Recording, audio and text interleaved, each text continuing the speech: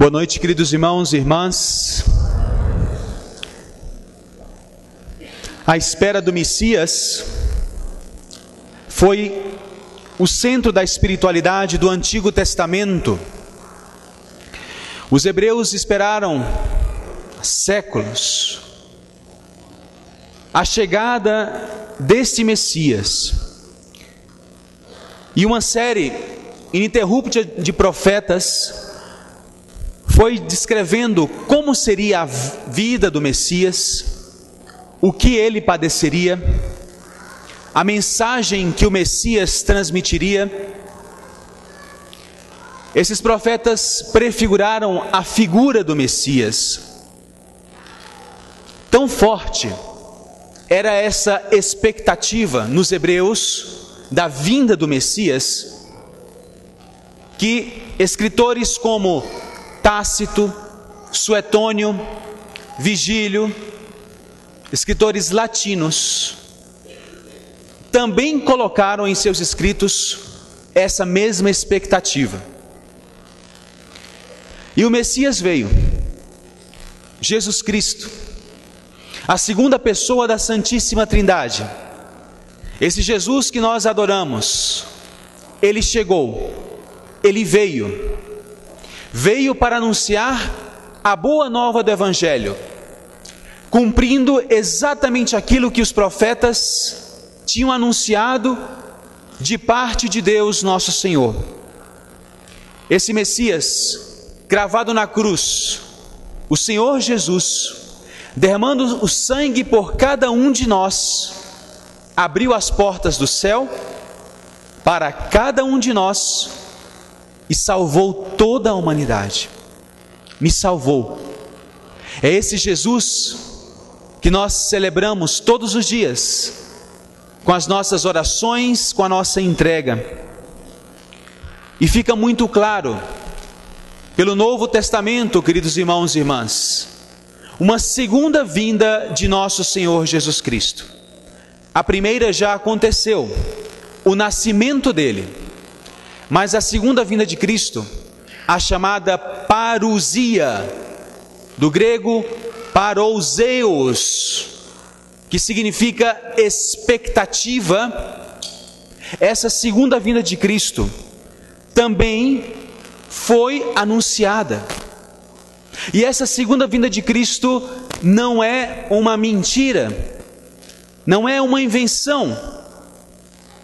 Algumas pessoas escutavam os profetas falando da vinda do Messias e diziam aos profetas: vocês estão loucos. Chegaram a colocar Jeremias numa cisterna, perseguiram os profetas. E Jesus anuncia a sua segunda vinda. Para quê? Para que a segunda vinda de Cristo? Para que Jesus viria uma segunda vez? Se ele nasceu, viveu, morreu, ressuscitou por nós, abriu as portas do céu, está no céu, ascendeu aos céus, porque esse Jesus viria uma vez mais. Primeiro, porque é desejo de Deus, é desejo da Santíssima Trindade.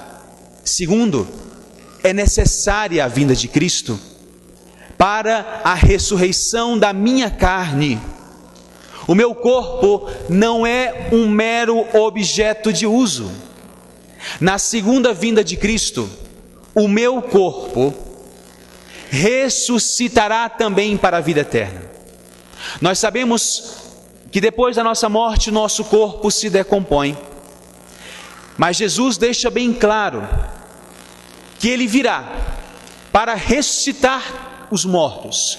Isto é, a minha alma se unirá ao meu corpo e nós formaremos um corpo glorioso. Por isso, irmãos e irmãs, um parêntese importante: o nosso corpo não pode ser objeto de uso. E por isso a Santa Mãe Igreja proclama, defende e anuncia o valor do corpo humano.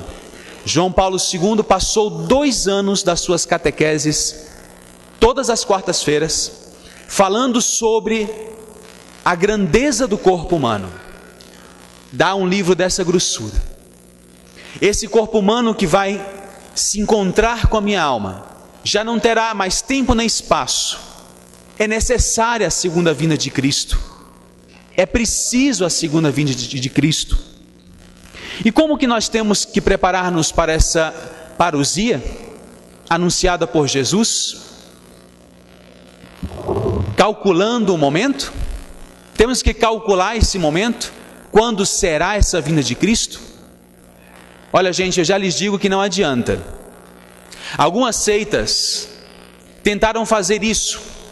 Um tal Jonas Wendell calculou essa segunda vinda de Cristo, a parousia, e anunciou para os seus seguidores que ela seria em 1874. Ele dizia que Cristo viria de uma maneira literal e visível, uma segunda vez. Todo 1874 passou e Cristo não veio. Aí ele disse no ano seguinte: não, gente, desculpa, eu interpretei mal uma palavra da Bíblia. Ele virá de maneira literal, mas invisível.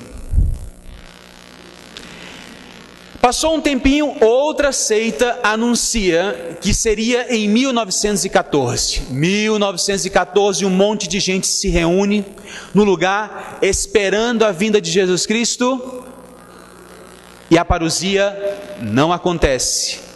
Aí eles anunciam: desculpe, houve um erro de cálculo. Será um pouco mais adiante. E agora estão dizendo que é 2012, né? Já estão se preparando? Não adianta, gente. Daquele dia, da parousia, ninguém sabe nem o dia, nem a hora. O que diz as Escrituras?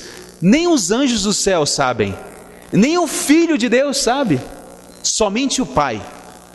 Na Santíssima Trindade, quem tem conhecimento da parousia, quando Jesus virá por uma segunda vez? Só o Pai. Por isso nós temos que preparar-nos com outro tipo de atitude. Nós sabemos que isso não é mentira, que vai acontecer. Quando será? Não sabemos. Quais são, portanto, as atitudes verdadeiras de preparação para a segunda vinda de Cristo? Primeira atitude: vigiai. Vigiai. Diz Jesus: não sabeis quando será o momento. Segunda atitude: orai. Vigiai e orai. Rezar. Mulher e homem de oração, que reza. Terceira atitude: perseverança. Diz a carta aos Hebreus: é de perseverança que temos necessidade. Diz o evangelho de hoje: é permanecendo firmes que ireis ganhar a vida. Perseverança, irmãos e irmãs. Começar é de muitos, perseverar é de santos. Quarta atitude: diz Jesus no evangelho: esta será a ocasião em que testemunhareis a vossa fé. Dar constantemente testemunho da minha fé. Que atitude tão importante!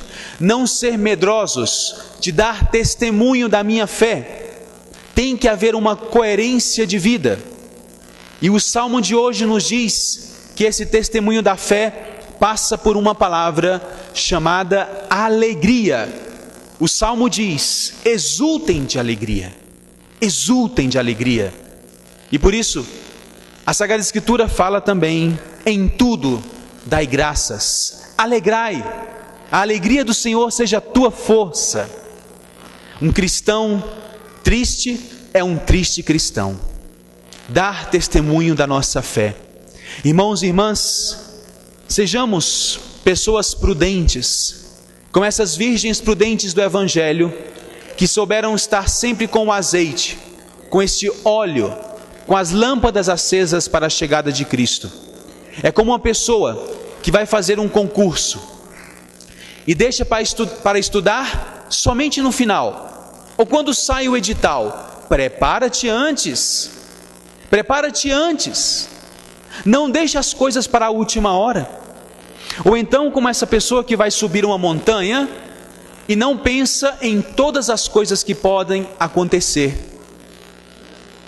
Leva os equipamentos, ainda que pese um pouquinho mais, leva os equipamentos. Não sejamos como uma pessoa que vai a um lugar perigoso e não toma as precauções. Nós devemos sim viver de uma maneira tranquila, mas ao mesmo tempo com uma sã tensão. Isto é, aquela tensão daquela pessoa que ama, e aquele que ama quer servir a Deus. Aquele que ama quer corresponder a esse Deus que é amor. Levem tudo isso para a sua casa. Apliquem tudo isso no seu lar. Viver a vigilância, a oração, a perseverança e o testemunho da fé dentro dos lares de vocês, entre os irmãos, entre as irmãs, entre pais e filhos, entre familiares mais próximos. Levem isso para o seu trabalho. Que vocês possam perseverar, que nós possamos oferecer a Jesus Cristo o melhor da nossa vida e que a alegria do Senhor seja a nossa força. Seja louvado nosso Senhor Jesus Cristo.